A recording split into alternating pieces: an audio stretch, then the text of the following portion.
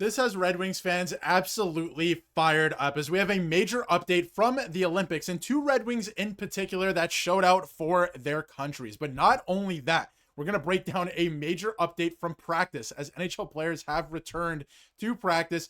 And Todd Mclellan is doing something pretty interesting with this team that has fans fired up so far. We're going to break it all down in this episode of Red Wings Digest. Before we get into everything, guys, just a quick reminder to hit that subscribe button. We've noticed that about 95% of you who watch these videos are not subscribed to the channel. But Mark, let's get right into it. Obviously, there's a lot going on with the team right now, and not just the team, but a couple guys away at the Olympics. And obviously, Mo Seider's Olympics has come to an end with Germany losing in their quarterfinals matchup.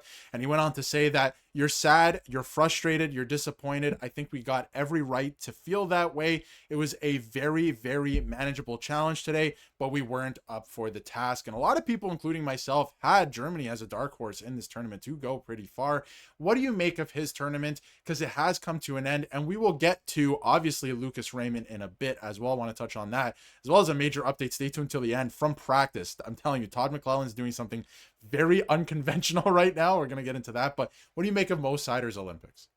I mean, what we're seeing out of Mo this year is what's elevating. We talk about it constantly. This is what's elevating him from an elite defenseman to a top defenseman in the NHL. The Olympics alone, when looking at Germany, they have an awesome program. They have a lot of great talent over there. But when looking at the back end, Mo being the only guy back there that has all this NHL experience, you're looking at this team where not a lot of guys are in the National Hockey League. What we've seen him take on and help him lead that country, of course, Draisaitl's been a big part. There's a lot of guys.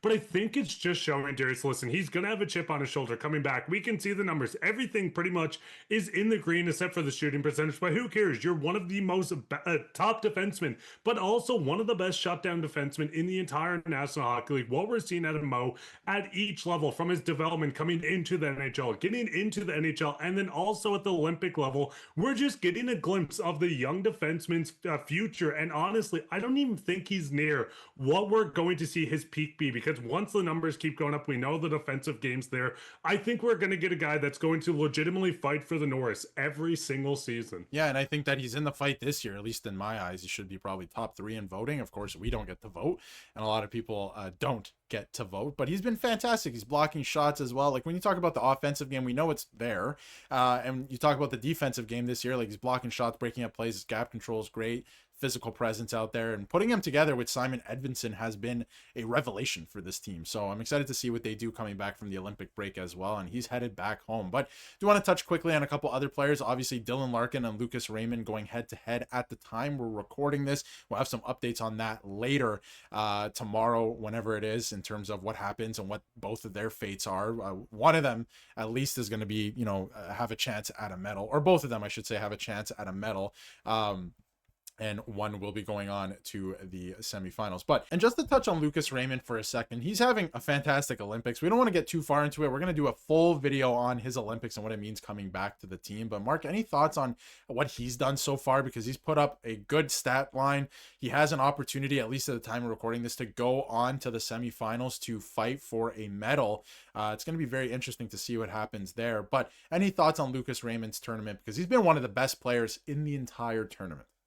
I mean, looking at this, you can see the first skater for Team Sweden to put 3 points up in consecutive games with NHL players at the Olympics, of course. But what we're seeing out of Lucas Raymond, not only this season, we keep talking about, of course, these guys are playing at a top-notch level. And when it comes to the Detroit Red Wings, you wish the 5-on-5 numbers went up a tiny bit, but that's a full team thing. That's not just on Raymond. But looking at him at this Olympics, we're not only seeing him be one of the top point producers and setting records for Team Sweden, but just looking at the guy as a whole, looking from hockey Robinson, Cam Robinson coming through. Lucas Raymond suddenly sitting second in Olympic scoring with 8 points. Of course, this is before the Team USA game. We could see him legitimately take that top spot, but call it coming out party. But it wouldn't be the case, because if you're paying attention, as us Red Wings fans do, know that this guy has had this in him, and we're finally getting to see, once again, like Mo, at the Olympic level. And I think it's finally starting to get some recognition put on not only their names, but their play styles, their talent, everything they can do. I love what Lucas Raymond is doing. And at the Olympic level,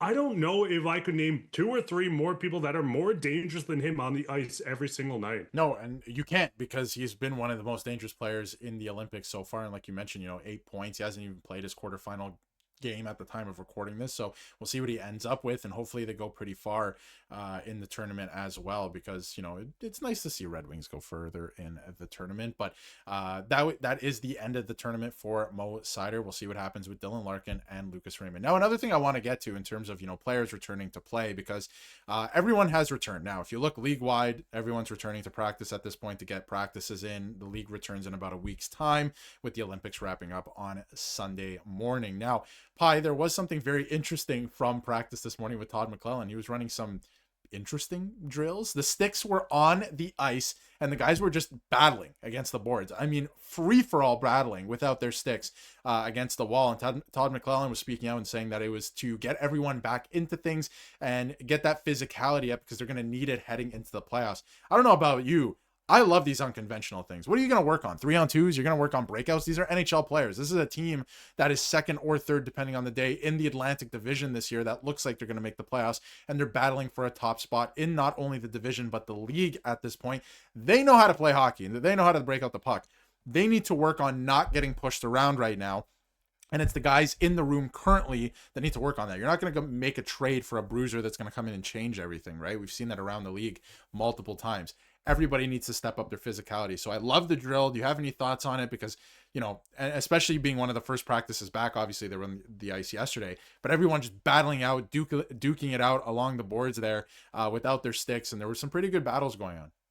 And I think the big thing is too, not only is this going to help get back into the physicality, taking multiple weeks off anything, you're going to feel kind of out of shape. Of course, these are athletes and they're going to get back in the groove a lot more, but I think this is the perfect way. You're seeing them battle. You're watching them. Of course, not everyone was a participant, and you still have guys in the Olympics, and Mo is traveling back to the team now. But Darius, this is one of these moments that you like to look at where the team's having fun. This is a team that, of course, went through a lot the past couple of seasons, trying to squeak into the playoffs, missing slowly. But this is a team that now is not only one of the top teams in the Atlantic Division, but in the NHL. And just looking at, with everyone coming back, we're going to see some people riding their high from the Olympics, people coming back from injuries. Of course, this is going to be one of those moments that I think, with the physicality of especially the playoffs, which a lot of Red Wings, if most not, have not faced, sorry, that was a tongue twister, faced in the playoffs yet, as they haven't made it. I think this is the situation where we're going to see them kind of ramp up their game, ramp up the physicality in practice as well, where you don't want to beat your guys up, but at the end of the day, you got to be ready for a 7-game series. And I think this is a quick look at what Todd's trying to do early on coming out of this break. Yeah, and I love it. I absolutely love it. And one quick note before we wrap up is Simon Evanson, who's coming back from that injury that kept him out just before the Olympic break and heading into the Olympic break. He is expected back to play their first game back from the Olympic break. And not only that, he wasn't taking part in that physical drill, and that's fine, because they're going to need him full strength to be playing alongside Mo Seider on that first pairing when they return back from the Olympics. Let us know how you feel about everything we discussed in this video down below. And if you haven't yet, hit that subscribe button so you can stay up to date with everything Detroit Red Wings.